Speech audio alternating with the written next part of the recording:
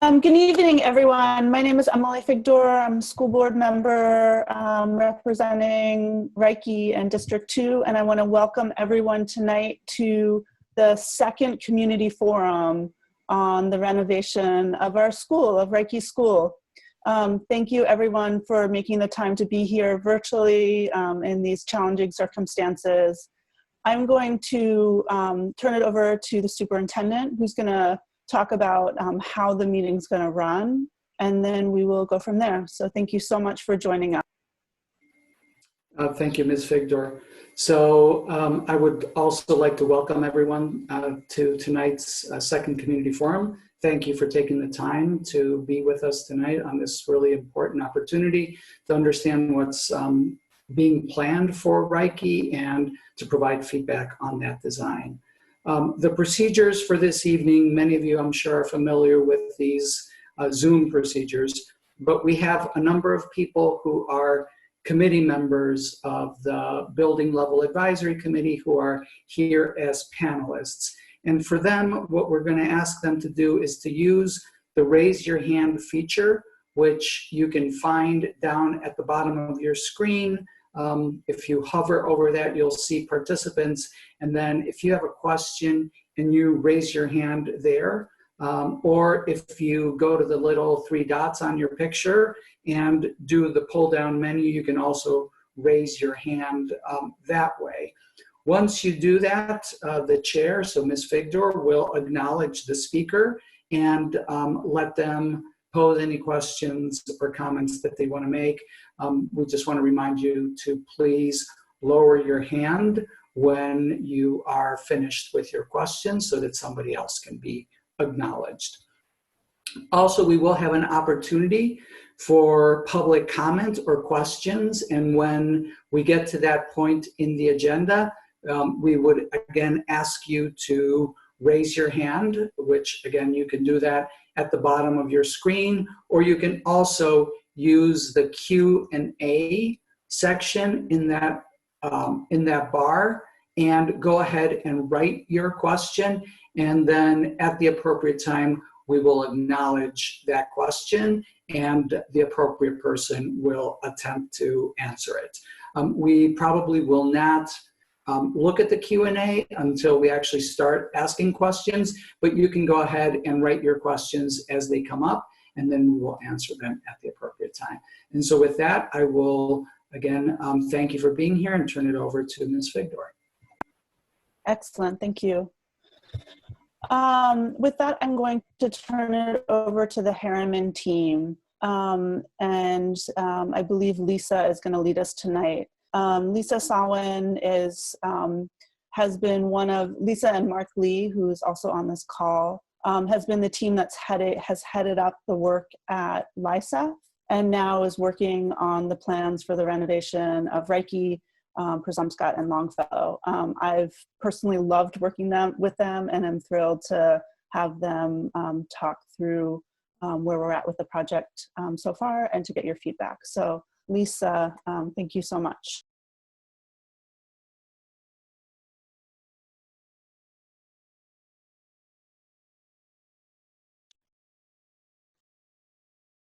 Lisa, at least I don't hear you. I don't know if others do. Can you hear me now? Yes, and we see your screen. Okay, excellent. So thank you, Emily and Javier. Appreciate the introductions. My name is Lisa Salwin. I am from Harriman. I am joined tonight by Mark Lee and Emily Waugh. We are a portion of the Harriman team that is working closely with Portland Public Schools through the BFOF process. Tonight, we will lead you through the second public forum, focusing on the Reiche Elementary School. I will walk us through the agenda for this evening and the first half of the PowerPoint, and then we'll hand it off to my partner, Mark Lee, to take us through the rest before we open it up and entertain questions that the community might have. So the agenda for this evening will be welcome and introductions, which we've already addressed, and project timeline. Then we will get into the Reiche Elementary School Design Statement, which is the outcome of the first public forum that the community joined us for back in the fall of 2019. We'll then get into the priorities, so the highest priority for the facility needs. And then I will hand it over to Mark Lee, who will walk us through the project budget for Reiche and the Reiche Elementary School concept design. And then we'll start to go through questions. So the BFOF project schedule. As Emily mentioned, part of this was the LICES project, which is underway. This portion of the project that we're focused on now is the 3 schools of Reiche, Present, Scott, and Longfellow. The way that I'm going to walk through the schedule is looking at the milestone portion first, which are these green bubbles at the bottom of the screen. And then I'll get up into the agenda gray bar area, and then I'll follow through with the stakeholder engagement meetings at the top. So the milestones, we have gone through the programming process and are dialing in the end of the concept design and getting into design development. So we have dialed in the scope that can be afforded within the budget, and we will start to put together design development documents. There is a little bit of feedback, just so if folks can make sure they mute their lines. Appreciate that. Then from design development, we will go into construction documents. And those are the drawings that will go to the contractors. And the contractors will put together a price and a proposal to construct the work. And through that process, a single contractor will be selected to execute the construction of these projects. The bidding will happen, essentially the documents will go to the contractors in November, and the construction process will begin. The contractor will be brought on board in the winter, and construction will begin in the spring of 2021. The top portion of the schedule really looks at the different meetings that occur throughout this process, and communication is one of our highest priorities to make sure everyone is informed throughout this process. There will be information, there is information posted on the website, and we keep that up to date. The different meetings with stakeholders are identified in these different colored bubbles, the orange, yellow, green, and blue bubbles at the top of the page. The orange represent the biweekly meetings we have with Portland Public Schools throughout this process. Keeping everyone engaged and working through all the different details. On a monthly basis, we meet with the District Advisory Building Committee, and we have engaged the building level advisory committees at this point, and we'll start to have monthly meetings with each of the building level advisory committees. There's a committee for each school that we will meet with, and those are composed of different community members or teachers or staff from each of those schools. And we also have school board meetings that happen throughout the process. These larger gray bubbles that you see represent the community forums. So we had our first one back in the fall of 2019, which was a great evening with the community of crafting the design statement. Tonight, we are updating folks on where we are at in regards to what is the scope that we're looking to move forward with based on the constraints of the project as well as the budget allotted for the project. And then there'll be another community forum when we are about a month away from bidding the project to inform folks as to what will be going to the contractors to be bid. The other black dots that you see are different milestone meetings that we have to get the different approvals that are needed in order to execute these projects. I'll do a quick recap on the first community forum that happened November 6th at Reiche. We had a wonderful turnout that evening, and the task was to craft the Reiche design statement. And that is a statement that we use throughout the design process to really make sure that our decisions in the design process are representing the essence of the Reiche community. And so the process in order to arrive at that was working with the different groups to arrive at words that capture the essence of the Reiche community. And the words that the group arrived at as the top 3 words are celebrating diversity, integration into the urban fabric, and inclusive. During that evening, we did a presentation on 21st century best practices in elementary school design. And from that, there's a series of images and spaces that those images either represented or feelings that they evoked, that we asked the group to select that captured the essence of the Reiche community.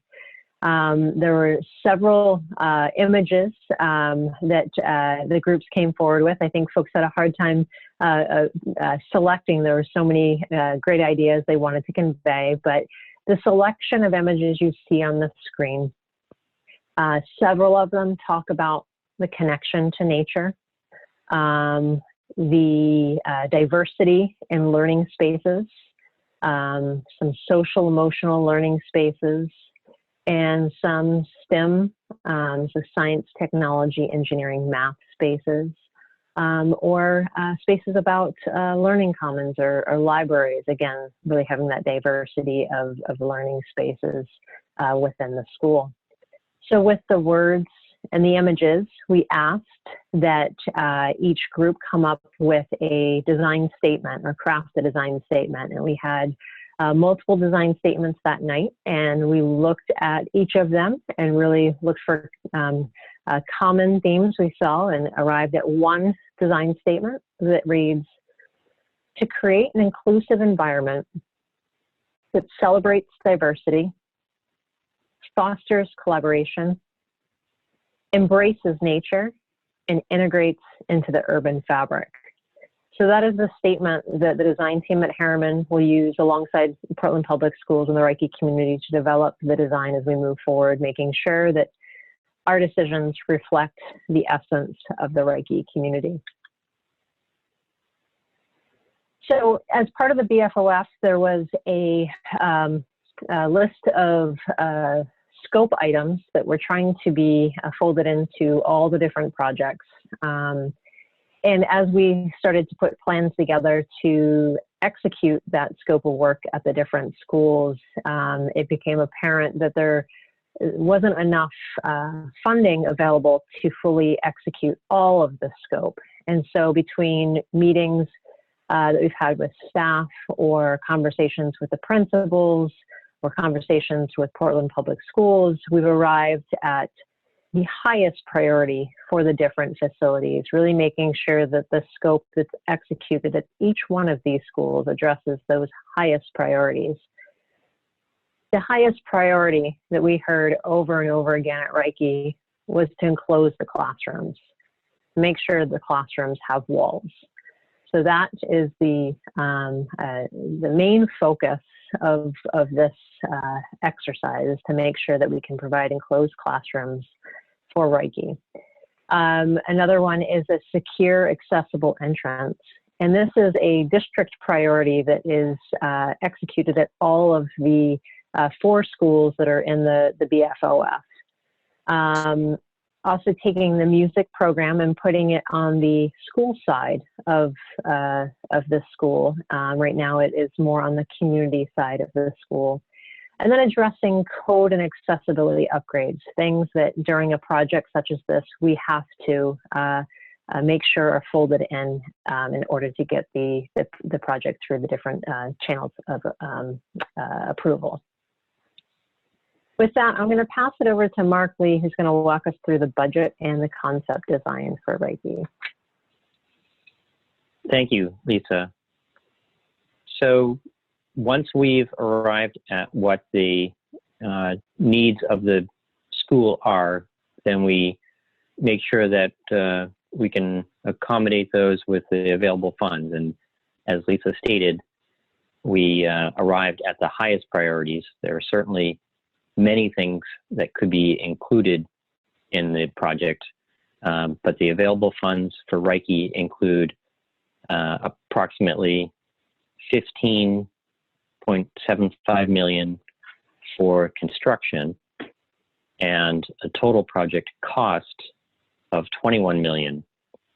And the amounts were established early in the bond process, and they're based on the size of the school, the needs of the school, and sometimes that has to do with the age and condition of the school, as well as the configuration of the building itself. And so they're all different for the 3 different schools because the schools are so unique. Next slide. The plan diagram on the screen now indicates a gray area within a dashed line, and that is the area of the renovation of the Reiche School. The Reiche School, as many know, is an open concept school. It doesn't have walls for the classrooms. And so a big portion of the work is creating walls to enclose the classrooms. And those are shown on the perimeter on the outside of the building, where they have access to windows for natural light. And in creating all new classrooms, we'll have new ceilings, new flooring, new lighting, new walls, new electricity. So it really is like creating a new school within the existing school. That will encompass a large part of the budget to create all those rooms around the outside of the building. In addition to that, we're also creating a new secured main entrance to the school. And that will encompass shifting the entrance from where it occurs now, and the cursor will show where the current entrance is.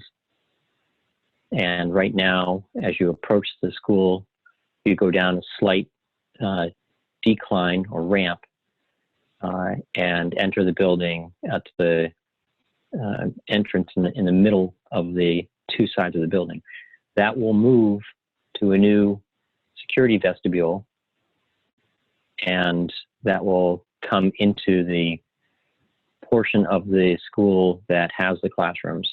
It'll be a security and a secured entrance where the administration will see who's coming and going immediately adjacent to the doors. And so someone coming to visit has to be recognized and then admitted into the building by the administrative staff. In addition to the classrooms, we're also including upgrades, various code upgrades, including making sure there's adequate fire protection sprinklers throughout the building, and that there's appropriate emergency lighting and other code improvements since the building was constructed. The second floor, which is the next slide, thank you, Lisa, shows a similar layout of classrooms and spaces around the perimeter of the building.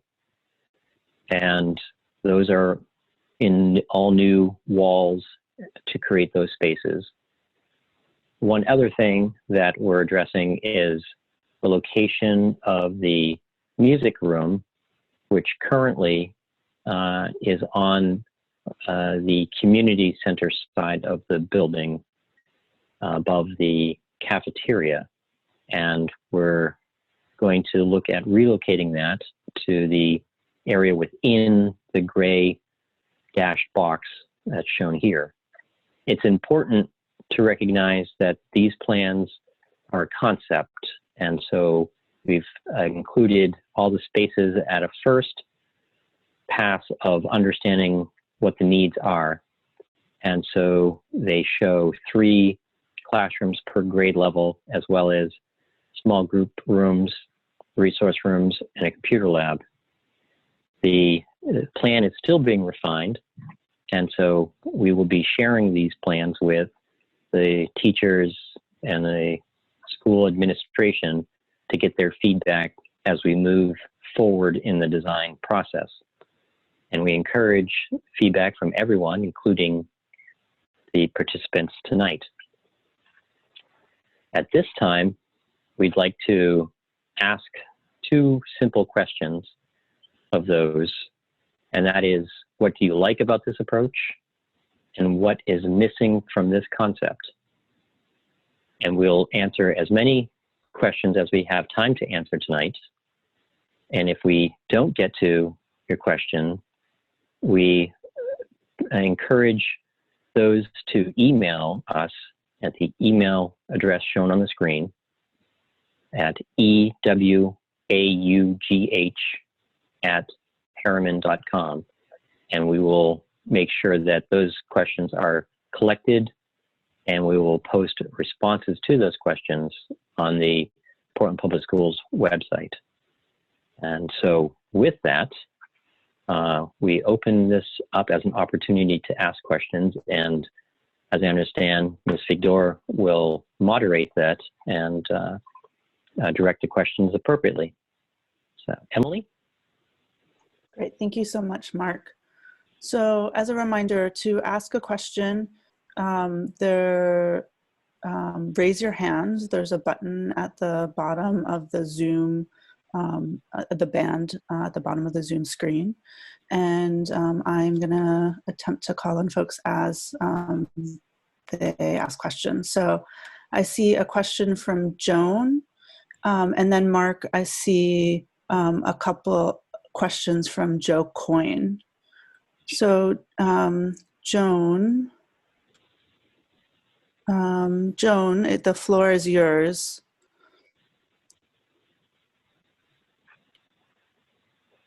Although we cannot hear you.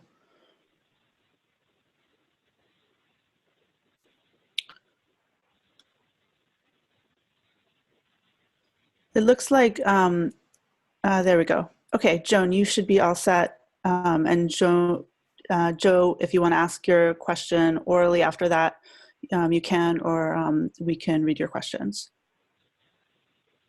Okay, can you hear now? Yes.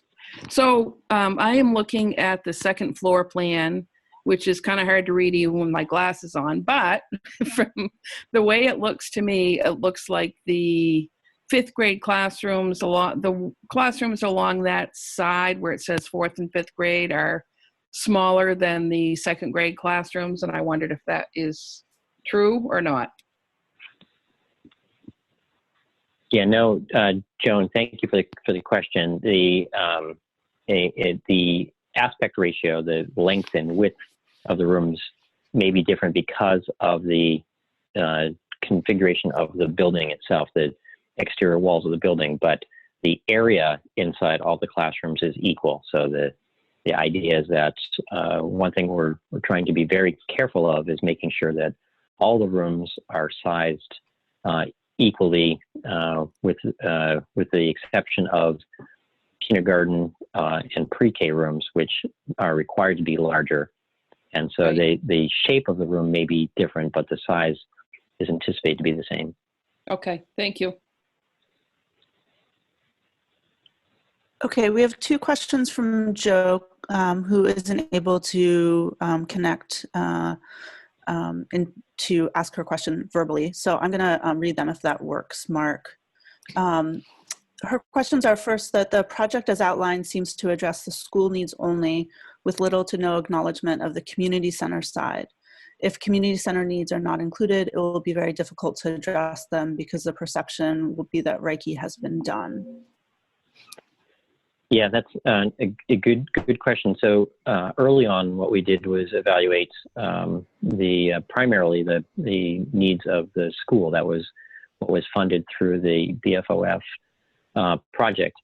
We and even in doing that, we looked at some of the spaces that are shared use between the two, community center side and the school side. But with the available funds, we're trying to address the most or the highest needs of the school. Even within that, we are not able to address all the needs of even the school side of it. So I think it's important for everyone to realize that we're stretching the available funds to encompass the greatest amount of change that we can to improve the school environment for learning and for the safety of everyone. But the project does not include aspects of work to the communities at this side, and I think that's important for everyone to understand. So thank you very much for that question, Joe. And then Joe had a follow-up, which is about the design statement and wondering if it doesn't fully reflect what's needed because it was notice was sent to people living within 500 feet of Reiche. And she's saying that people didn't know about the November 6th meeting. So how do we incorporate community center needs into this project? Which I think you just answered, but if you want to say anything more on that. Maybe Sure. I can just add a little bit to that. I do want to point out that there was never any intent to have the buildings for our future work at Reiche be work in the community center, other than as described to move the section that is currently on the community center side over to the school side. But the original project all the way back to 2013, 15, when it originally started, was always focused around the school side. This was the school portion of the project. It's carried in the school budget. It is a part of the, it's always been designed to be the school rebuild. Great. And then I'll go to Allison Villani in a moment. But Anne is asking via the written Q&A. She says we have 21 regular classrooms K through 5, but this plan has only 20. Is there a reason, or is it possible to add another classroom? Yeah, that's an excellent question. And so absolutely, what we're trying to do with this is conceptually lay out all the spaces, but we still need to go through and verify what all those spaces are with the staff and the administration of the school. And so there is flexibility in the plan, and we'll be looking at that very carefully in the next round. So we fully intend to make sure that we have a room for every need when we're done the design, and that includes classrooms. Great. And Allison Villani, you are all set to ask your question. Okay. I teach art at Reiche, so I'm going to ask about the art room for one of my questions because I love my current room. I'm wondering what the space difference is from the current room to the new room, if there is any. If there's going to be 2 sinks in there, and also have you taken into consideration the kiln that needs to be vented? I can address that. Thank you for your question. I don't have the exact size off the top of my head right now, but just it's very close to your existing size. We can get you exact numbers as we move forward. There will be at least 2 sinks. In designing art rooms, we typically have 2 sinks that are accessible to students at varying heights to be able to wash hands and supplies, as well as a utility sink. So we aim for a minimum of 3 sinks in those spaces. Off of the art room right now, you see, and I know it's hard to see on this plan, a small room that says store, and that is storage for art specifically. And the room right next to that is not labeled is intended to house a kiln that can be directly vented to the outside through the roof.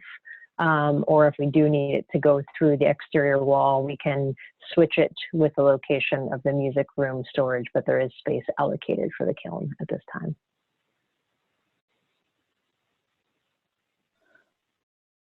Okay, Allison, are you set? Yes. Okay, great. We have a question that there are, I noticed that there are 4 kindergartens, 3 first grades, and 4 second grades. Often we need 4 of each grade. Is there a way to include 4 rooms for each grade?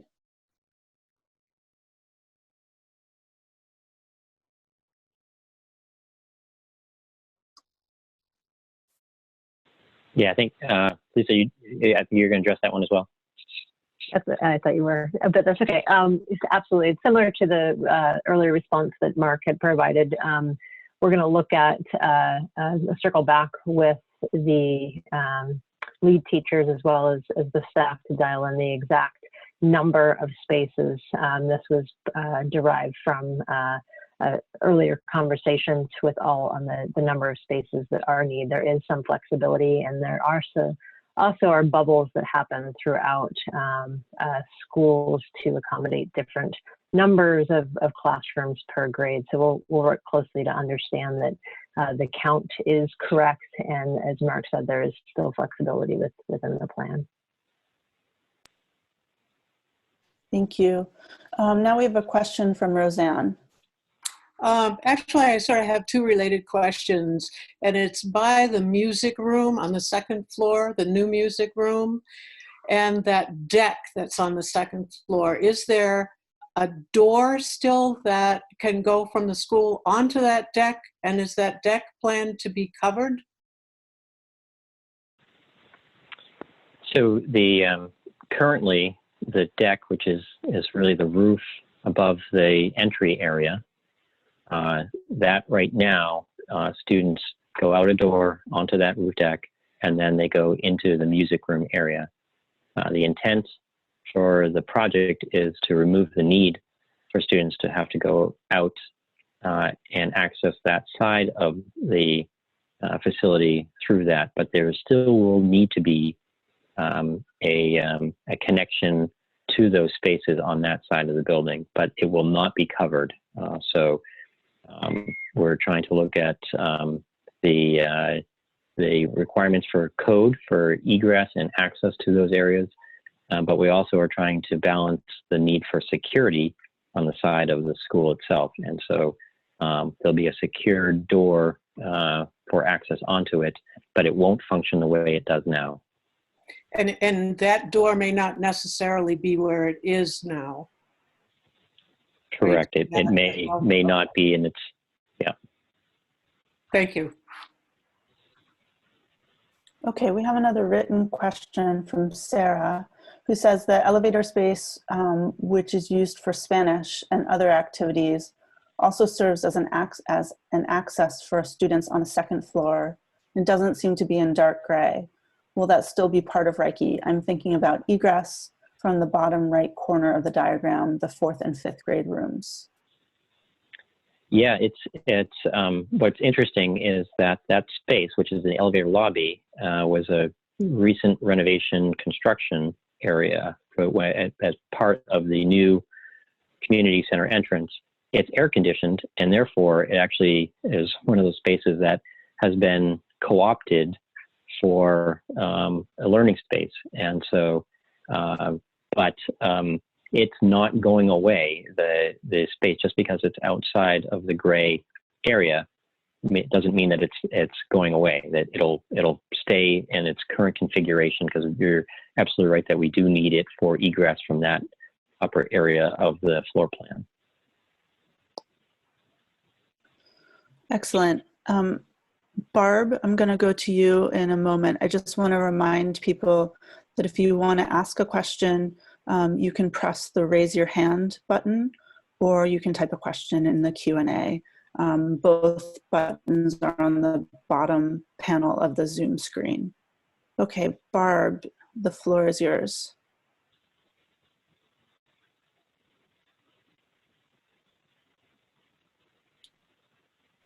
Barb DeSaris.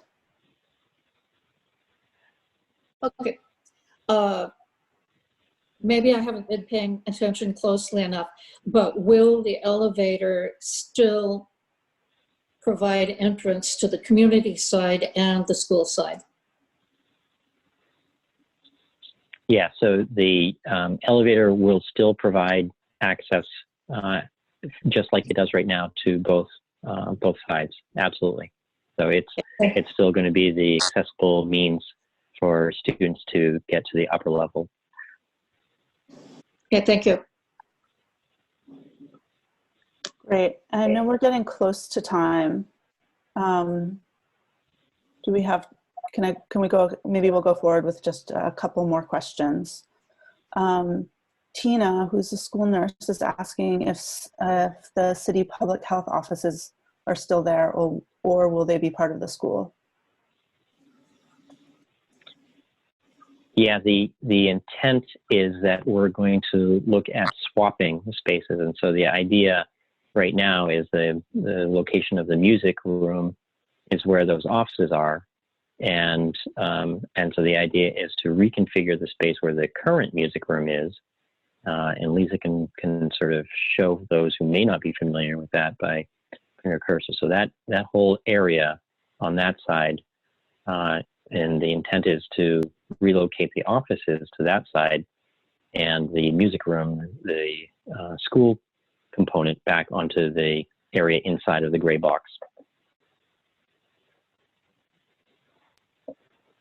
Okay, and maybe our last questions, noting, could you go back, Lisa, to the previous screen? Nate Hull is asking to look back and forth between the first and second floors.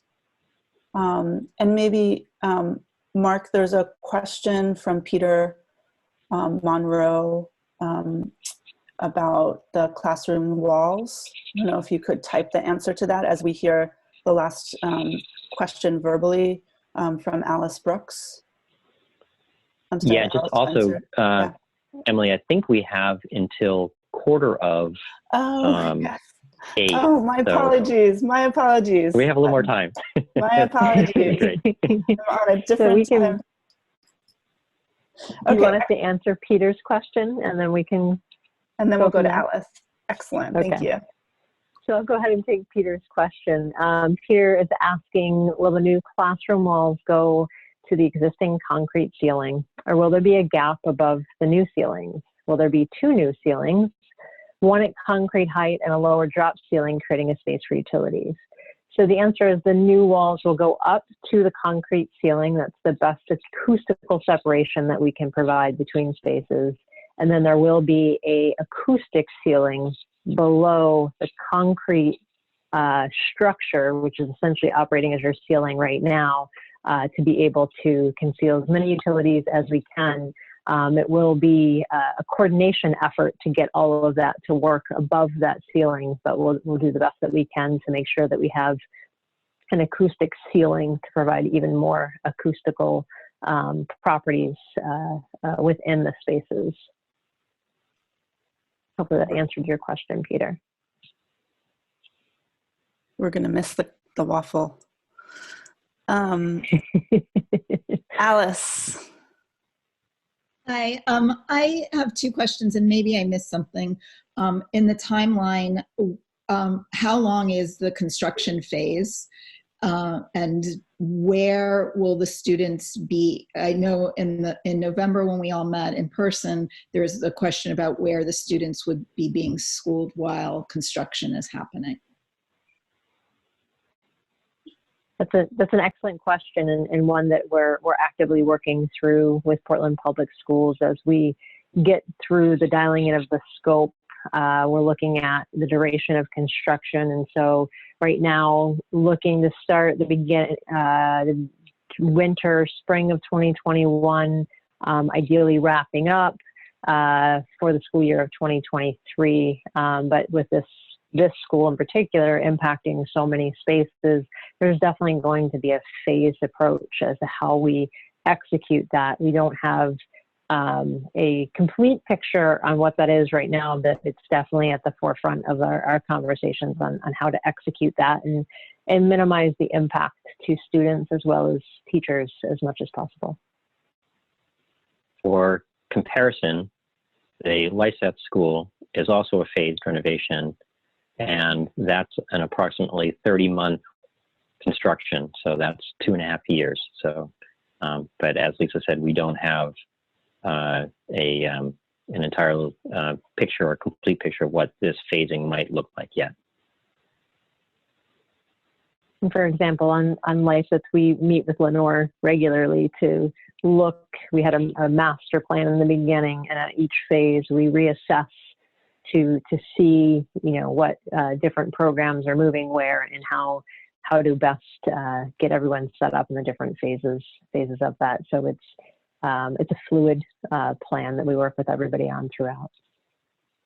And Lenore is the principal of Lyseth. And Lisa, maybe one other piece of information is I know that when you put together the details of that phase plan, that the goal was to impact each student only once. Mm-hmm. Do you want to speak to that a little bit? That's definitely our goal whenever possible. We know that it's not easy to be in a school that's under construction. And so making sure that we minimize that impact as much as possible. And our priority is to really only have to move everybody once, if at all possible. So it's really a strategic planning effort of looking at what renovations can happen when and who can move where. It's not always possible only to impact people once, but that's always our goal, is to only impact people to have to move once through this process.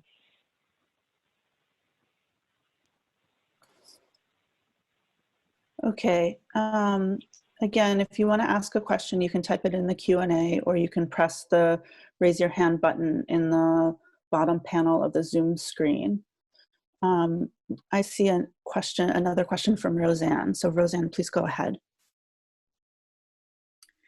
Okay, in the area where the current main entrance is from Brackett Street, to the left of the door there, are those stairs that would go up to the public health, or?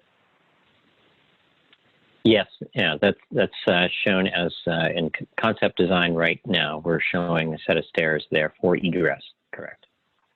To go, and okay. But to get to that via elevator, it would be from the Clark Street side. Yeah, I think we're, again, still looking very carefully at making sure that we have a logical arrangement of how to access those spaces. And so that will be developed in further conversation with folks. But there are a couple ways that we could handle that.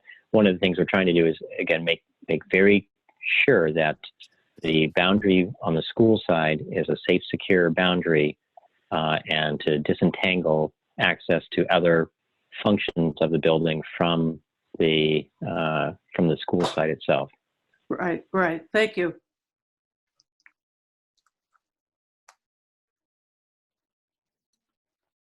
All right, terrific. Any other questions?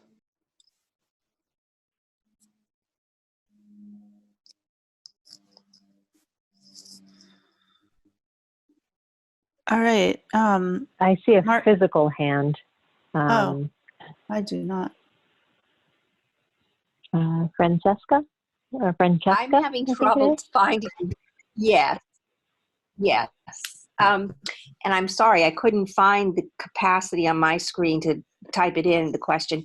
But I have two questions. One, are there workspaces created for teachers for like copying and stuff on each floor so that they have a place to work, or their aides? And then the bathrooms, they all seem to be on one side of the building. And I'm just wondering, in terms of kids and teachers, if those bathrooms are really quickly accessible from people on the other side of the building.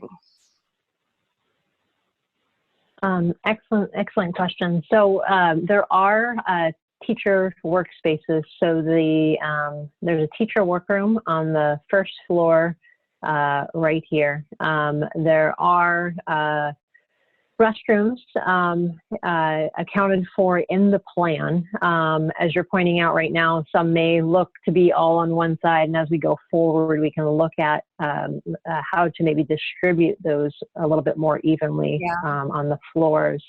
On the, this is the first floor. On the second floor, same area has the restrooms kind of over here, and again we can look at distributing those so that it's a little bit more dispersed, if you will, as we move forward.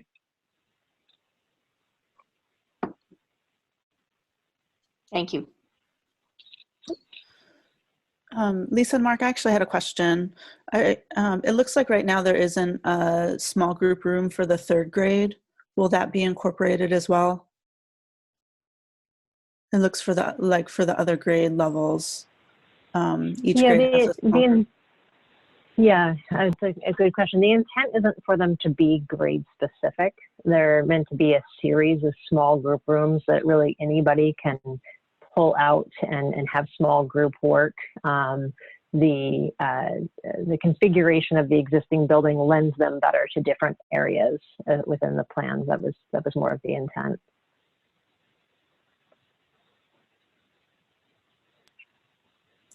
Okay, excellent.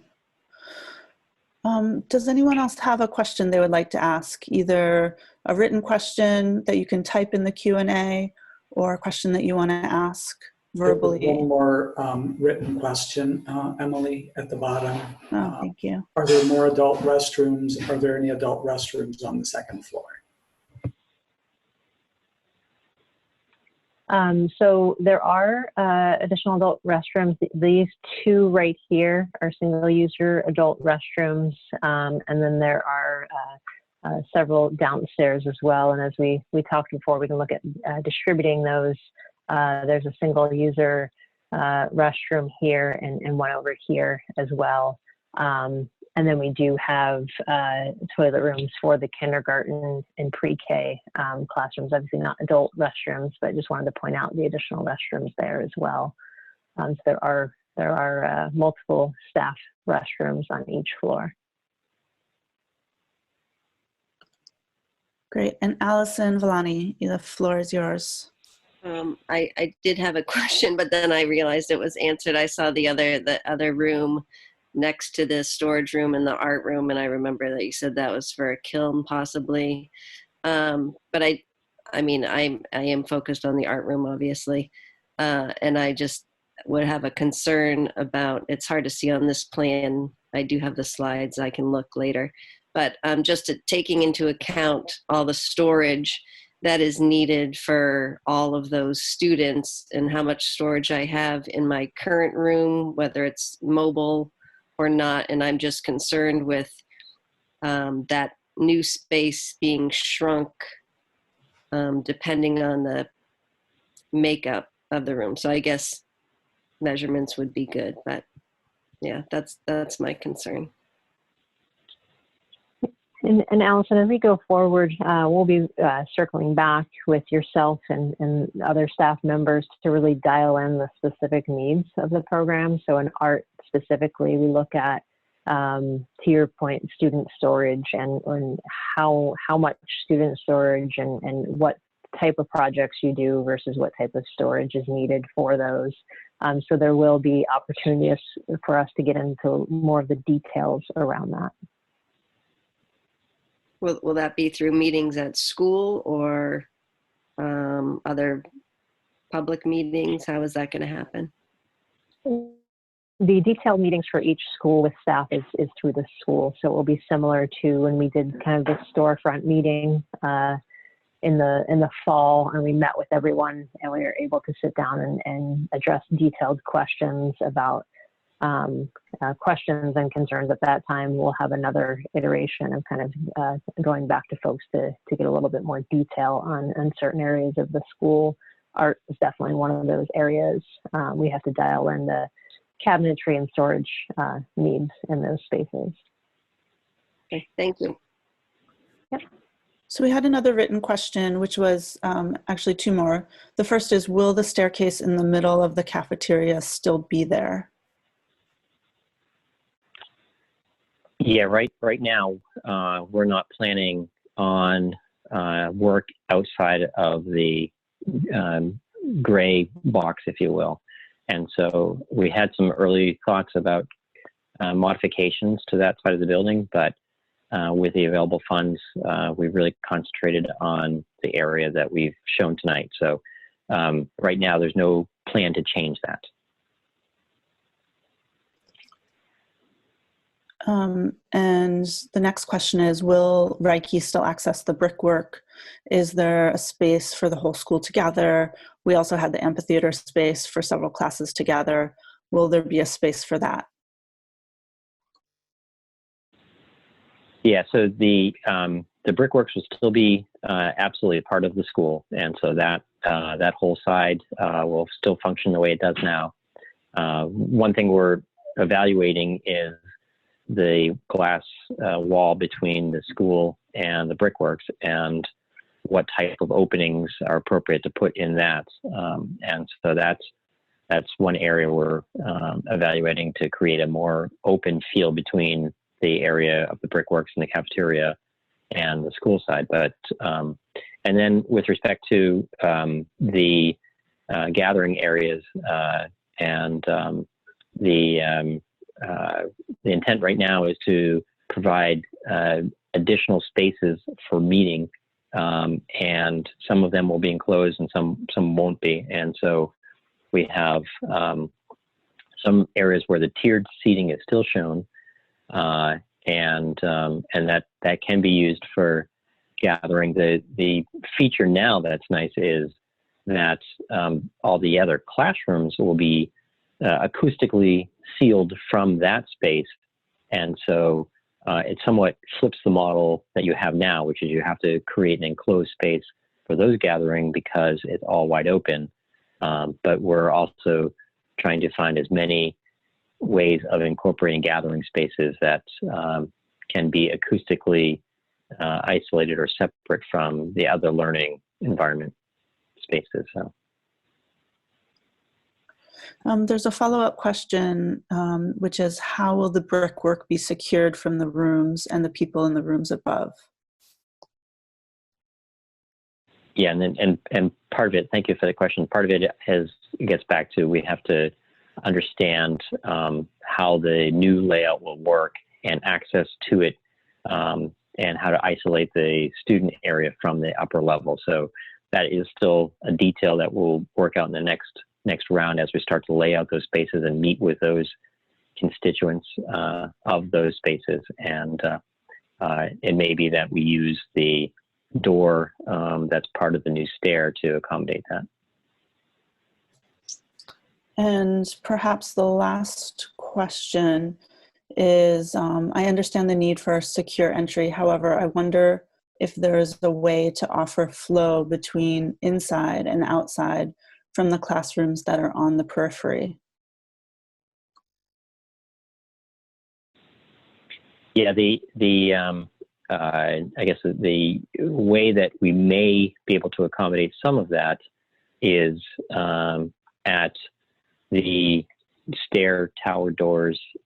There are some doors that already exist on the perimeter, but the concern that we have on any door on the perimeter of the building is the ability to keep the building secured both during school hours as well as after school.